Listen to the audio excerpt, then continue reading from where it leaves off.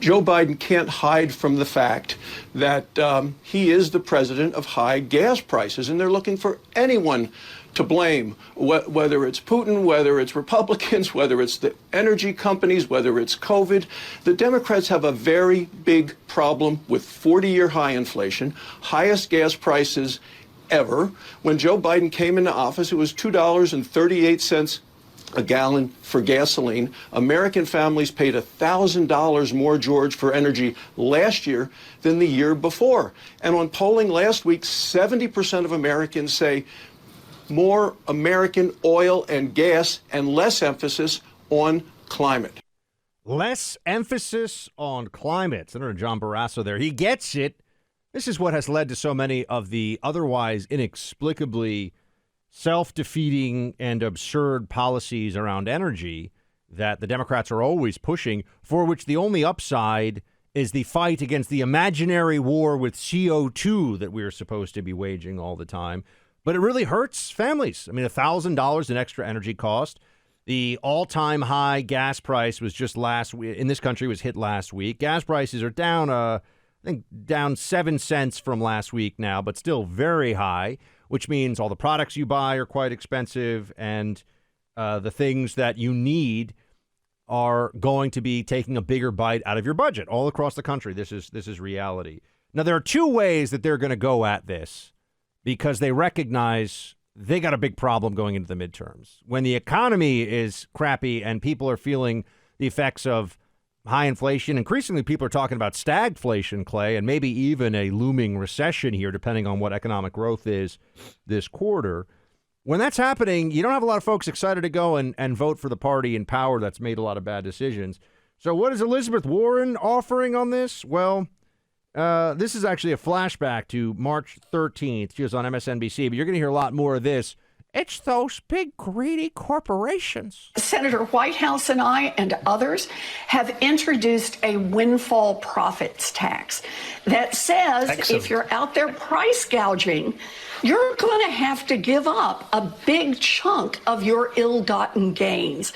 That's the best way I know to be able to push back against these oil companies. This isn't like democratic Western Europe socialism so much as it starts to sound more like straight up Venezuela Maduro socialism from Elizabeth Warren. You're a greedy company, Clay. You're a greedy oil company. The profits are too high, so we're just going to take it from you.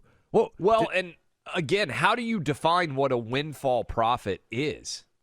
That is a massive difficulty that would be ripe for exploitation, right? Because if let's say these oil and gas companies are making more money. Again, I go back to the Democrats not really understanding how business works, because so much of what they say is, they made this much money and they only paid this much tax. The tax code is broken. Let's just say that, Buck, right? I mean, I am a long-term believer that if you and I are pretty smart people, right, in the grand scheme of things, I have no idea how to do my taxes at this point. I have none. Zero. Yeah. I mean, there are so many different moving parts. I give everything to my accountant and I say, handle it. Let me know what I need to write a check for. Let me know if I'm getting a refund. I have no earthly idea.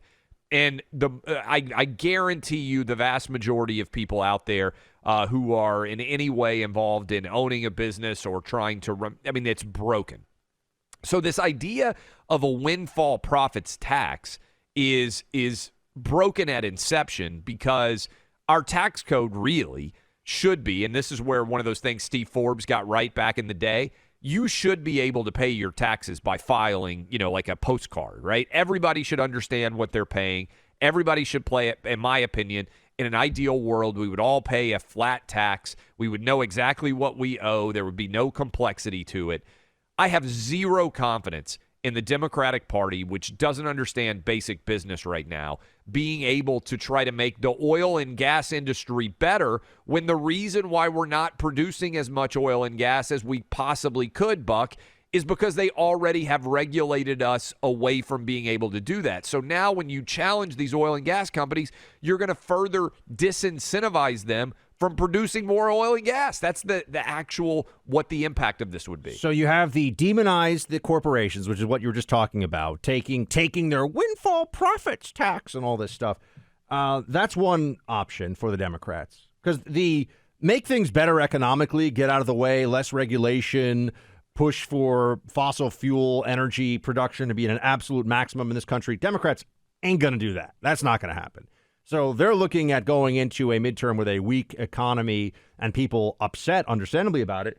So on the one hand, Clay, they have the class warfare angle, which Elizabeth Warren, multi-millionaire Elizabeth Warren, is great at playing, right? Oh, I care so much about you. She's worth like $14 million herself. Yeah. Then the other one is buy a Tesla, peasant, or in this case, eat some lentils and take the bus, peasant. This was amazing. Bloomberg Opinion. First of all, with the Captain Obvious Award for Bloomberg Opinion for the last month, maybe forever. This is from the piece. Inflation stings most if you earn less than $300,000 a year. Yeah, you don't say. Here's how to deal with it. It turns out millionaires care less, Clay, and even half millionaires care less about inflation than people who are working for wages under $300K. Here's how they say to deal with it. And I'm serious. I'm actually reading to you from a Bloomberg Opinion piece here, everybody. Take the bus. Don't buy in bulk. Try lentils instead of meat. And nobody said this would be fun. This is the elites who think they understand economics are like, put that cheeseburger down, peasant. Inflation's running high, plus the carbon emissions for the cow are too high. Eat your lentil patty in silence. Here also is a bad idea of why every journalist just about shouldn't live in New York City and L.A. or San Francisco. Because to them, you know this, Buck, if you live in New York City, like $300,000 in New York City is a lot of money, but you aren't rich if you have $300,000 in New York City. If you make $300,000 in 99% of the places that people live in the United States, you're doing really, really well for yourself. But you have this idiot journalist. I don't even know how they picked. Do you agree with that, Buck? $300,000, you can see how a journalist in New York could be like, oh, you're not super rich. If you're listening to us right now in Birmingham, Alabama, or you're listening to us right now in Louisville, Kentucky, or in Salt Lake City, $300,000, you're living pretty well on $300,000. In New York City, a journalist might be thinking, oh, you're not that rich on $300K, and it just makes you so out of touch in terms of how the vast majority of Americans are living. They've done studies, and the listeners on our WOR family in the New York tri-state area already knows this. If you're living in New York City, whatever your income is compared to other cities across the country, with a handful of exceptions, San Francisco, L.A. L.A. But if you're living in New York City compared to, say, Oklahoma City, whatever your income is goes half as far. Yeah. So if you make $100,000 a year in New York City, you live like somebody who makes $50,000 in Oklahoma City or in Salt Lake City, etc. That's to give folks a sense of just how big that disparity. But yeah, New York and D.C. are expensive cities, so they have the journo class has a skewed view of what actually being well off and being able to pay your bills looks like. No doubt. And also, there's no doubt that the people who have the most to lose from inflation are the people who have to spend all of their money that they earn to live, because you're actually seeing the price come out of your paycheck. I was talking with my father-in-law about this. He was at the house over the weekend while Laura and I, my wife, were traveling, and he was saying every single thing that he's buying, he owns a meat packing plant in the Detroit area, every single thing that he's buying is the prices have skyrocketed. He was like, metal trays that used to cost nothing. The cost for those now, for instance, in his business are going through the roof. It's wild. I mean, I know a lot of small business owners out there are feeling the impact of here, and a windfall profits tax is not going to make anything better.